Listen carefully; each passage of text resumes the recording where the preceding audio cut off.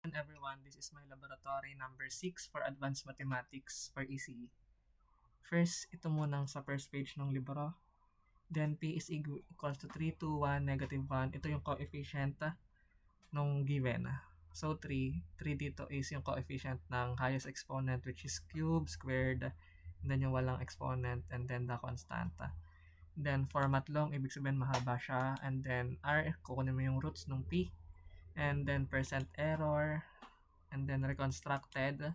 And then, itong original, pag tinayos sa 3, dapat babalik siya sa P. So, let's, siya. Ayun. Goods naman siya, katulad ng sinabi sa libro. Bale, review na lang to. And then, for trial B, katulad lang sa P, naka-format short lang siya, meaning mas maikli. Kukunin mo yung roots ng P. There. Then, trial C.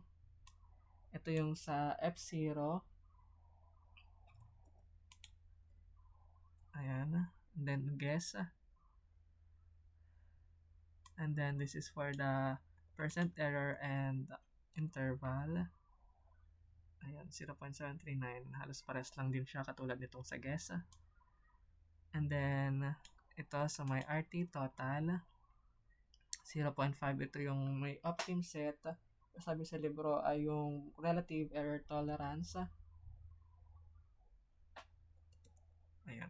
So, 0.001017 siya. Ngayon pupunta na tayo doon sa following caption and kukunin yung relative error. First is to yung given. Sabi sa libro.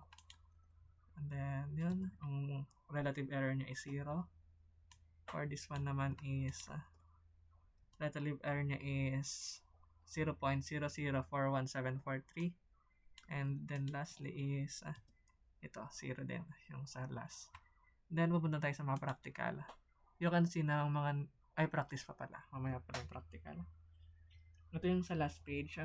So, ito yung ang pinapagawa dito is yung ito yung sa guess. Tapos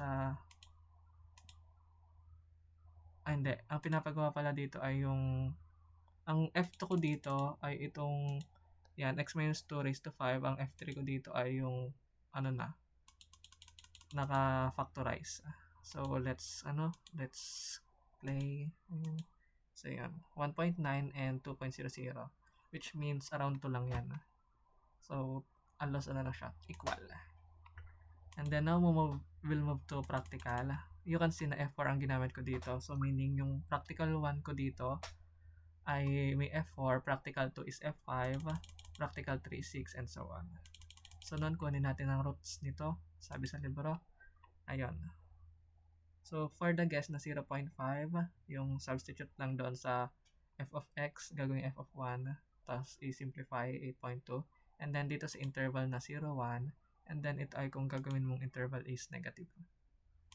And then practical B, ayan. Ito sa guess, ito yung sa interval. Then practical C, yan, 0 to kasi coefficient wala siyang x raised to 4 kung titignan nyo yung F6 na given ng libro. Yan, kunin natin yung roots. Ayan. And then lastly, practical D. There. That's all. Thank you.